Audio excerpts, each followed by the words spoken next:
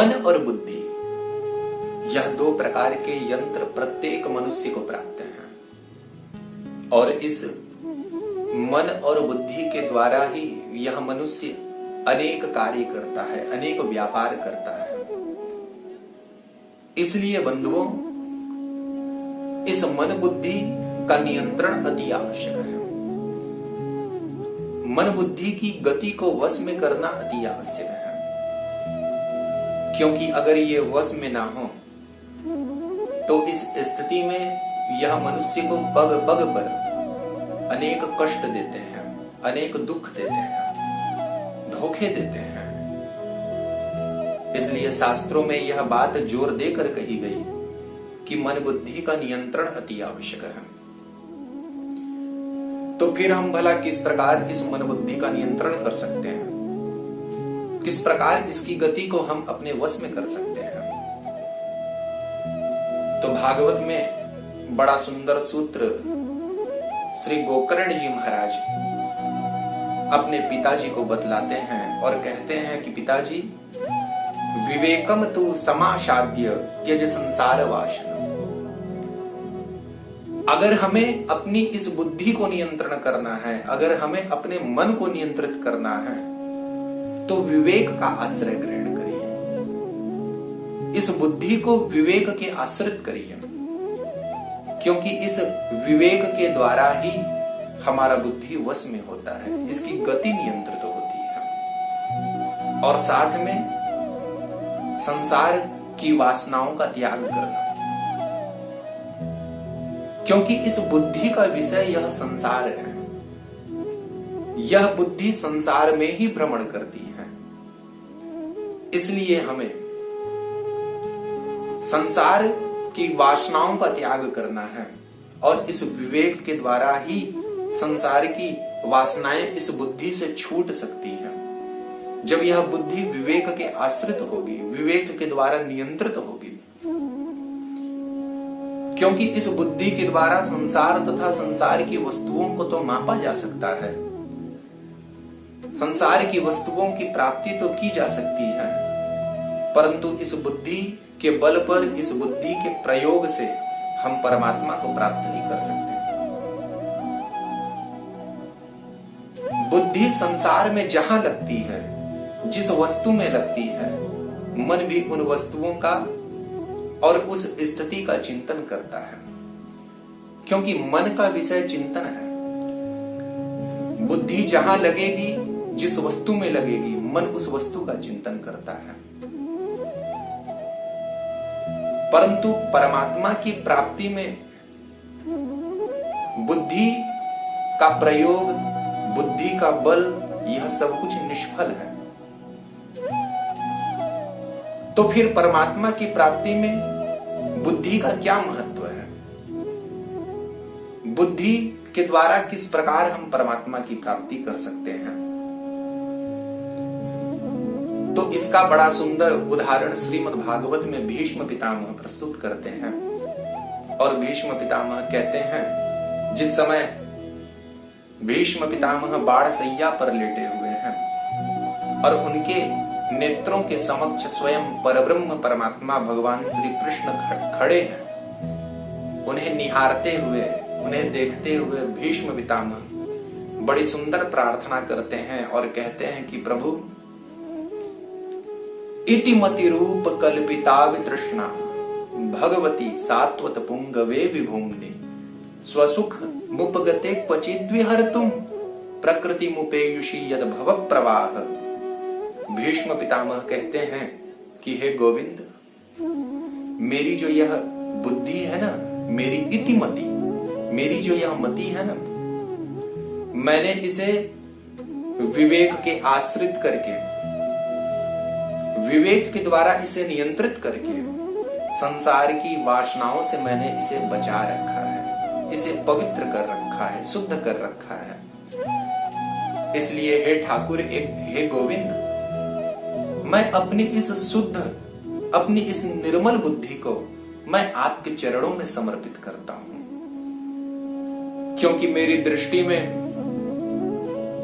एकमात्र आप ही मेरी इस बुद्धि के संरक्षक हैं। इस संसार में मेरी इस बुद्धि का संरक्षण करने वाला, मेरी इस बुद्धि की रक्षा करने वाला कोई दिखलाई नहीं देता।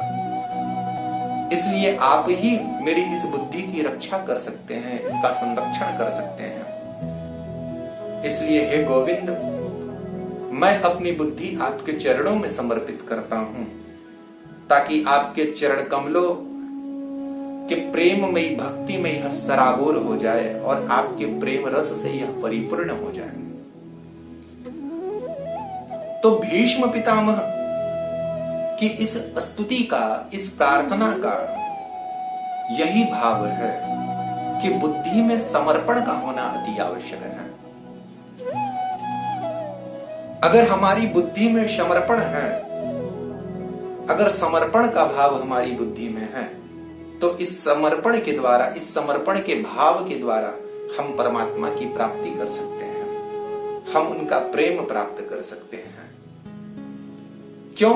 क्योंकि बुद्धि का प्रयोग संसार के लिए है और बुद्धि का समर्पण परमात्मा की प्राप्ति के लिए है। इसलिए इस बुद्धि में समर्पण का होना अति आवश्यक है। और इस बुद्धि में समर्पण किस प्रकार आएगा? तो विवेकम तु क्षमाशाद्य, जब विवेक के आश्रित हमारा बुद्धि होगा, विवेक के आश्रित हमारा बुद्धि होने पर संसार की वासनाएं इस बुद्धि से छूट जाएंगी, संसार की वासनाएं इस बुद्धि से अलग हो जाएंगी और फिर इस स्थिति में हमारी बुद्धि समर्पण से परिपूर्ण हो जाएगी। और जब बुद्धि समर्पण से परिपूर्ण होगी, तब स्वयं परब्रह्म परमात्मा हमारे इस हृदय आसन में स्वयं आकर भक्ति रूप सूत्र से, भक्ति रूप डोरी से बंधे हुए, खींचे हुए आकर हमारे इस हृदय आसन में विराजमान होंगे, बैठेंगे। भगवान श्रीमद् भगवद गीता में अर्जुन के समक्ष बड़ा सुंदर इस विषय पर उपदेश करते हैं और कहते हैं कि हे अर्जुन, तद बुद्ध्यास्तदात्मानस् तन्निष्ठास्तत्परायणा गच्छन्ति अपुनरावृत्तिं ज्ञान निर्धूत कल्मषा। भगवान ने श्रीमद् भगवद गीता में इस मन बुद्धि को नियंत्रित करने के लिए बड़ा सुंदर उपदेश अर्जुन के समक्ष किया है। और भगवान कहते हैं कि अर्जुन, तद बुद्ध्यस तदात्मानस, कि जिसका मन तदाकार हो रहा है, जिसकी बुद्धि तदाकार हो रही है, तन्निष्ठास तत्परायणा, अर्थात जिसका मन तदाकार हो रहा है, जिसकी बुद्धि तदाकार हो रही है, जो परमात्म तत्व में स्थित है, जो अपने स्वरूप में स्थित है, ऐसा पुरुष, ऐसा साधक अपने इसी विवेक के द्वारा, अपने इसी ज्ञान के द्वारा अपने पाप का समन कर देता है। और उसका फल क्या होता है? उसका फल यह होता है कि वह अपुनरावृत्ति को प्राप्त हो जाता है, अर्थात जन्म मृत्यु के चक्र से वह मुक्त हो जाता है, छूट जाता है। कहने का तात्पर्य यह है कि भगवान यह बताना चाहते हैं कि मन बुद्धि जब संसार में लगता है तो जीव भी संसार में लग जाता है, क्योंकि जीव का स्वभाव होता है आकर्षण। मन बुद्धि संसार में लगा तो जीव भी संसार में लग जाता है और संसार के साथ संबंध करके वह संसार का मूल जो अहम है, उसमें अहम के साथ यह जीव अपना तादात्म्य कर लेता है। और अहम के साथ संबंध जोड़ने पर अहम से ही उत्पन्न जो काम, क्रोधादि आदि विकार हैं, यह विकार इस जीव को मोहित करने लगते हैं। इन अज्ञान रूप विकारों के द्वारा ही इस जीव का जो वास्तविक ज्ञान है, जो विवेक है वह विवेक ढक जाता है, आच्छादित हो जाता है।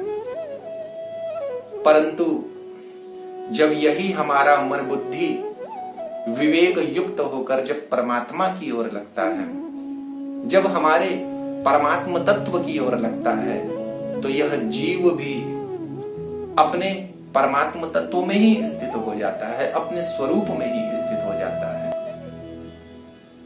अपने स्वरूप के साथ यह एकाकार कर लेता है। फिर उस स्थिति में इसका संसार तथा संसार के साथ जो उसका जो मूल जो अहम है, उस अहम के साथ इसका कोई संबंध नहीं होता।